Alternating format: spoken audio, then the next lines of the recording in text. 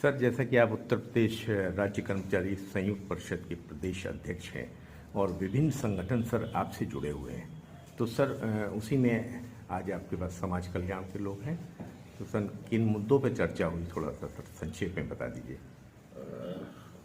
समाज कल्याण जनजाति विकास राजकीय आश्रम पद्धति विद्यालय संविदा शिक्षक एकता मंच के नाम से एक संगठन बना हुआ है, जिसमें समाज कल्याण विभाग के आश्रम पद्धति विद्यालयों में कार्य करने वाले शिक्षक, दो तरह के शिक्षक हैं, उनमें प्रवक्ता है और इंटीग्रेट के शिक्षक हैं, ये दोनों जुड़े हुए हैं। उसकी संयोजक अनुराग शुक्ला जी हैं। इन्होंने आज ये बैठक बुलाई हुई है। ये राज्य कर्मचारी संयुक्त परिषद से जुड़े हुए हैं, इसलिए इनकी बैठक में इन लोगों ने हमको भी सहयोग के लिए अपने विचार व्यक्त करने के लिए बुलाया है। ये बैठक इन लोगों की 2-3 घंटे से चल रही है और बैठक में जो मंथन इन लोगों ने किया है, उस मंथन का जो निष्कर्ष निकल के आया है, उस निष्कर्ष में मुख्य रूप से यह है कि 2008 में सरकार ने एक योजना शुरू किया कि आश्रम पद्धति विद्यालय खोले जाएंगे। उन आश्रम पद्धति विद्यालयों में जिन बच्चों को पढ़ाने का उद्देश्य रखा गया, वो बच्चे जनजातियों के बच्चे थे या गरीबी रेखा से नीचे जीवन यापन करने वाले जो लोग हैं, मजदूर टाइप के लोग हैं, इस तरह के उनके बच्चे थे। उन बच्चों को शिक्षा देने का काम सरकार ने इन आश्रम पद्धति विद्यालयों के माध्यम से शुरू किया। ये आवासीय विद्यालय है, इनमें बच्चों के रहने खाने सारी सुविधा है, पूरा इनका शेड्यूल बना हुआ है, उनमें व्यायाम का भी है, पढ़ने लिखने का भी है, सब कुछ है। सरकार का मकसद ये था कि जो मजदूर हैं या जो जनजाति के लोग हैं, उनके बच्चों को पढ़ाया कैसे जाए। सरकार ये कहती है कि 2001 तक हमने एक नियमितीकरण की नियमावली बनाई है, उस नियमावली से कवर नहीं होते हैं। अब सरकार को हम ये समझाने का प्रयास कर रहे हैं कि ये 2001 की नियमावली जो है, उससे ये कवर हो ही नहीं सकते हैं, क्योंकि आपने जो 2001 तक के लोग थे उनको नियमित करने की नियमावली बनाई। उस नियमावली में आपने ये प्रावधान तो किया ही नहीं कि इसके आगे जो है यही नियमावली प्रचलन में रहेगी। 2001 तक के लोग आपने नियमित कर दी, उस नियमावली का काम खत्म हो गया। इनका तो प्रादुर्भाव ही 2008 में हुआ और इनके लिए आज तक कोई नियमावली बनाई नहीं गई। इनके पद संरक्षित हैं और इन पदों पर ये नियमित चयन प्रक्रिया के माध्यम से आए हैं, अतः इनको विनियमित करने में 2001 की नियमावली आड़े हाथों नहीं आ सकती है। ये हम सरकार को समझाने का प्रयास कर रहे हैं और इनका केस ये जेन्युइन भी है। ये कर्मचारियों के विनियमितीकरण से अलग हट के बात है। सरकार अगर आश्रम पद्धति विद्यालयों को चलाना चाहती है, जनजाति के बच्चों को शिक्षा देना चाहती है, गरीब लोगों को शिक्षित करना चाहती है, तो इन शिक्षकों के साथ उनको न्याय करना पड़ेगा, इनको विनियमित करना पड़ेगा। और ये एक ऐसे समुदाय का ये मामला है, ये शिक्षक ऐसे समुदाय के हैं जिनको समय समय पर देय वेतन आयोग का लाभ मिल रहा है। इनको 6ठे वेतन आयोग तक का लाभ मिल चुका है, 7वां इनका विचाराधीन हो भी मिल जाएगा। तो इनको मूल वेतन मिलता है, ग्रेड वेतन मिलता है और समय समय पर देय महंगाई भत्ता भी मिलता है। सरकार ये सारी कुछ चीज़ें दे रही है, बोले रेगुलर नहीं कर रही, खाली रेगुलर नहीं कर रही, बाकी सारी चीजें ये दे रही है। तो अब इसमें कोई बहुत ज्यादा दिक्कत नहीं है। सरकार से क्या है सर? सरकार से हम ये कह रहे हैं कि चुनावी वर्ष है और इनको विनियमितीकरण पर आप निर्णय ले लीजिए। अगर सरकार इनके विनियमितीकरण पर निर्णय नहीं लेती है तो राज्य कर्मचारी संयुक्त परिषद की 29 जनवरी को एक कार्यकारिणी बैठक होने वाली है और संयुक्त परिषद की मांगों में इनकी मांग को रखा गया है। तो अगर संयुक्त परिषद कोई अन्यथा निर्णय लेती है, आंदोलन का निर्णय लेती है, तो इनकी मांग भी उसमें प्राथमिकता के साथ रखी जाएगी और उनका विनियमितीकरण कराया जाएगा। शिक्षक समाज एक बड़ा समुदाय है, बड़ा घटक है। अगर ये साथ नहीं होता है तो आने वाले 2024 चुनाव में इसका वो मैं कहना चाहता हूँ कि ये शिक्षक जो है एक ऐसा वर्ग है जो अपने छात्रों के माध्यम से घर के अंदर तक जुड़ा हुआ है। इसका एक मूक संदेश पूरा समाज में बहुत दूर तक जा सकता है। अगर सरकार इनके विनियमितीकरण पर विचार नहीं करती है तो 2024 के चुनाव में दिक्कतें सरकार के सामने आ सकती हैं। अरुणा शुक्ला, रायबरेली में राजकीय आश्रम पद्धति इंटर कॉलेज रैन में टीचर हूँ और राज्य कर्मचारी संयुक्त परिषद में संयुक्त सचिव के पद पर हूँ। जैसे आपके विभाग से संबंधित हाँ, एक समाज कल्याण विभाग का अभी हम लोगों ने एक संयुक्त मोर्चा समिति बनाई है जी, तो उसके माध्यम से बहुत सारी चीजें हैं जिनको उद्देश्य बना के हम लोग काम कर रहे हैं।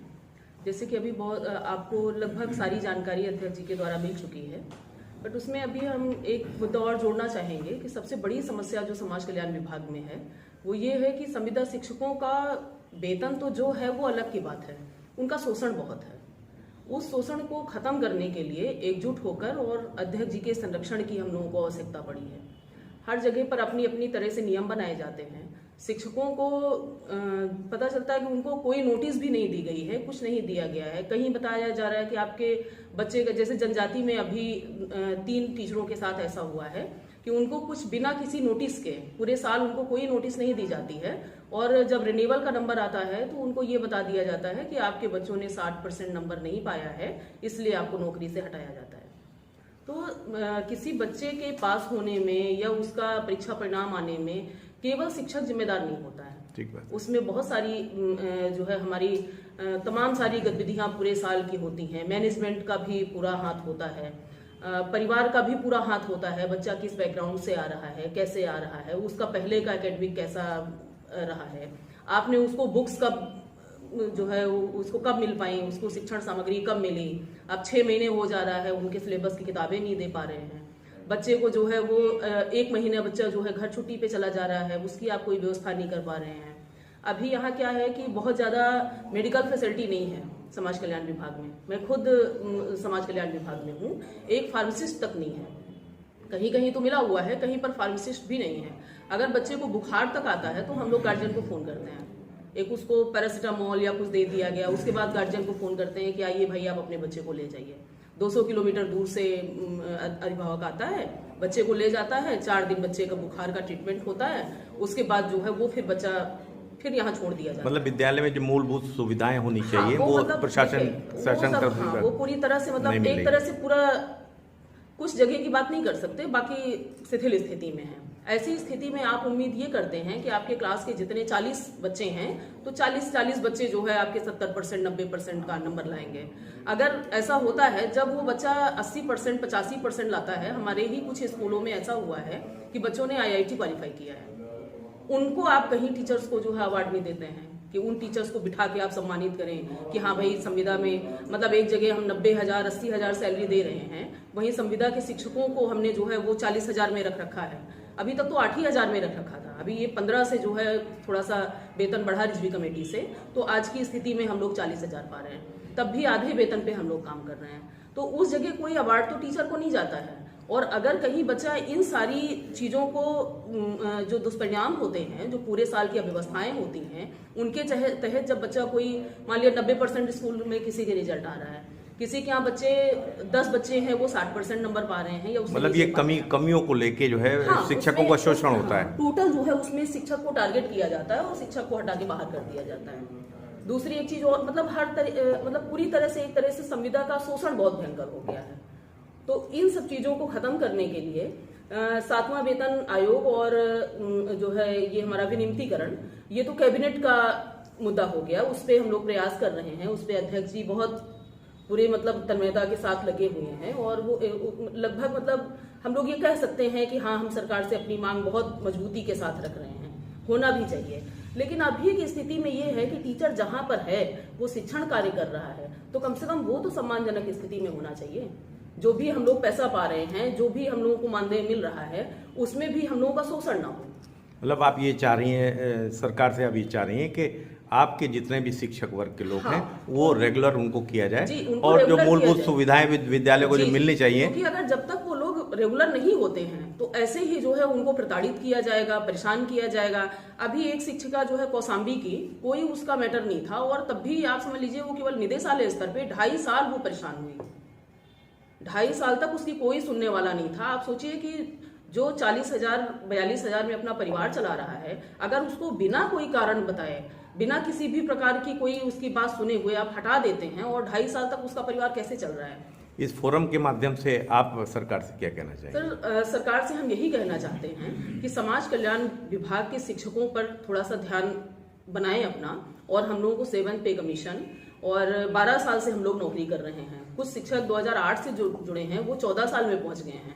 तो ऐसी स्थितियों में जितनी मेहनत और लगन के साथ शिक्षक हमारे काम कर रहे हैं, अगर हमारा विनियमितीकरण हो जाता है तो ये शिक्षा का स्तर और अच्छा उठेगा और समाज कल्याण विभाग के माध्यम से जो है वो सरकार को भी बहुत मजबूती मिलेगी।